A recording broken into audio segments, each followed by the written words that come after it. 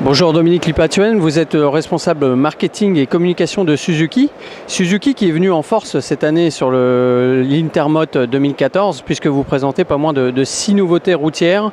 La première et la plus importante sans doute, la GSX S1000, un roadster qui était attendu depuis un certain temps, notamment par les motards français.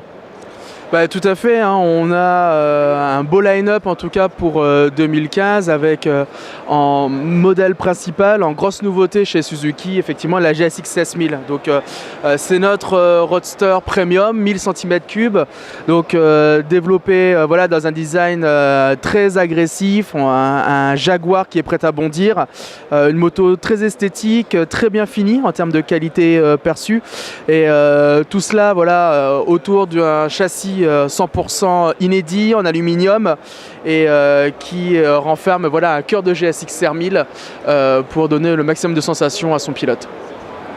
Je crois savoir que le moteur qui est à l'intérieur est un moteur qui date de 2005-2008.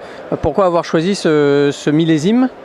Donc c'est vrai qu'on a choisi déjà une sportive moderne, la GSX R1000, et on a choisi en tout cas la génération de moteur qui nous apportait le plus de couple. Parce qu'effectivement, la conception de ce moteur rentrait tout à fait dans les critères que l'on recherchait en termes d'agrément, de sensations, dès les plus bas régimes. Et donc c'est cette base moteur qui a été reconfigurée pour être totalement adaptée dans une utilisation de roadster. Donc moteur très agressif, très coupleux, très sensationnel, un bruit d'admission d'air qui a été travaillé, un bruit d'échappement qui a été travaillé vraiment pour sublimer l'essence, et puis une électronique embarquée de série. La moto possède effectivement un traction control de dernière génération, réglable sur 4 modes, et puis est doté d'une toute nouvelle génération d'ABS pour parfaire en tout cas le comportement de cette moto. Le Roadster n'est pas venu tout seul, il y avait une petite surprise, c'est la version F carénée. Pouvez-vous nous en dire un peu plus ? Effectivement, hein, aujourd'hui on a d'un côté le Roadster avec ses lignes très typiques qui va pouvoir ravir une clientèle française amatrice et amateur de design, et puis on a décliné une version un petit peu plus polyvalente pour les motards qui souhaitent utiliser leur moto non seulement au quotidien mais aussi sur les balagues long courrier, avec une déclinaison qui s'appelle GSX 1000F, donc une version full carénée mais qui reprend les caractéristiques techniques et le cœur de GSX-R du modèle Naked. Avec un joli carénage, la GSX-R, cette fois 1000, arrive avec l'ABS. On la voit ici à côté d'une très belle autre moto, une GSX-R R. Effectivement, donc ça va être l'appellation aujourd'hui de notre prototype MotoGP, donc GSX-R R, et de cette appellation découle la version grand public, hein, adaptée également à la compétition avec la GSX-R 1000 qui se verra dotée en tout cas pour 2015 d'un ABS et d'un setting de suspension revu en conséquence. Cette GSX-R 1000 millésime 2015 va revêtir en tout cas la magnifique robe adoptée sur le prototype MotoGP pour 2014, et on lance en tout cas sur ce millésime 2015 une variante de bleu qui préfigure aujourd'hui le code couleur officiel de Suzuki. En bleu également, la Vestrum 650 XT, une version plus baroudeuse, plus aventurière. Quels seront les équipements de série et quels seront éventuellement les accessoires que l'on pourra acquérir avec cette moto ? Effectivement, hein, on représente aujourd'hui la Vestrum 650 dans une version un peu plus aventurière, un peu plus baroudeuse, c'est le terme, avec des jantes à rayons, voilà, pour apporter ce petit look un peu extrême et apporter plus de souplesse en tout cas sur les aventures off-road. On a ce design voilà, issu des DR et de maintenant la Vestrum 1000 que l'on retrouve aujourd'hui sur la petite sœur la 650. On a une selle inédite et une ergonomie qui a été totalement revue. Bien évidemment, voilà, c'est une machine à vocation routière, donc au catalogue des accessoires officiels Suzuki seront disponibles toute une bagagerie, hein, top case, valise en aluminium, parc-artère, protège-main, bulle haute, sabot moteur. Donc voilà, tous les équipements standards qui sont aujourd'hui nécessaires à avoir le look de la parfaite baroudeuse. Et à l'attention des roules toujours, vous avez légèrement revu votre Bandit 12,5. Quelles ont été les modifications apportées pour 2015 ?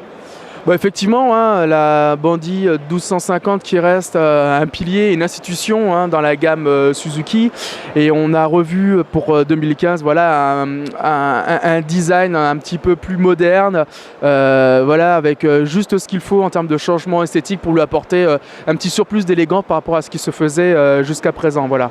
Mais ça reste aujourd'hui une valeur sûre, un moteur qui a été largement éprouvé, et ça reste une moto, comme vous le disiez, pour les roule toujours, donc c'est-à-dire beaucoup de couple, beaucoup de sensations, une mécanique généreuse pour un tarif vraiment contenu.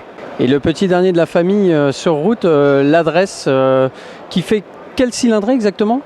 Bah effectivement, on n'est pas en reste avec tous nos clients et amateurs Suzuki en milieu urbain, avec l'adresse 110 cm3, donc qui était vraiment un petit scooter très léger d'entrée de gamme, avec plancher plat, une consommation record. On annonce 2,04 litres au 100 selon les mesures faites au Japon, mais scooter totalement pratique, adapté à la ville, avec la possibilité de ranger un casque intégral sous la selle, des rangements dans tous les sens, donc de quoi être l'outil idéal pour le quotidien urbain. Pour conclure, est-ce que vous pourriez nous donner les dates de dispo des modèles que nous venons d'exposer ?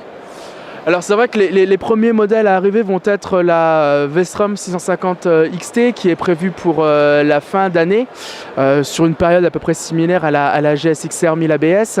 Vont suivre après sur le début de l'année 2015 les adresses et Bandy 1250 SA, et puis les deux Roadster dans leur version carénée et naked arriveront quant à eux pour le premier semestre. Un petit bonus sur le stand Suzuki, le retour de la SV650S version ABS. Elle arrive en France, quelle en est la raison ? Bah c'est vrai, hein, pour le marché français en tout cas, on peut d'ores et déjà annoncer que la SV650S fera son retour sur le catalogue français. C'est une moto voilà, qui avait quitté depuis quelque temps la gamme Suzuki, mais à la suite voilà, d'une forte demande, notamment d'une clientèle relativement jeune, nous avons décidé pour 2015 de réintroduire ce modèle. C'est un modèle très polyvalent, très appréciable en tout cas en termes de conduite, avec un châssis relativement léger, un petit V-twin de 150 cm3 qui marche très très bien. Et aujourd'hui, voilà, suite à une demande relativement forte de notre clientèle, et sachant qu'aujourd'hui il y a encore de la place pour un roadster d'entrée de gamme à un positionnement sportif, nous avons décidé de réintroduire ce modèle plébiscité sur le marché en 2015. Cette machine était encore disponible dans d'autres pays. Quels étaient ces marchés-là et où est-elle produite ?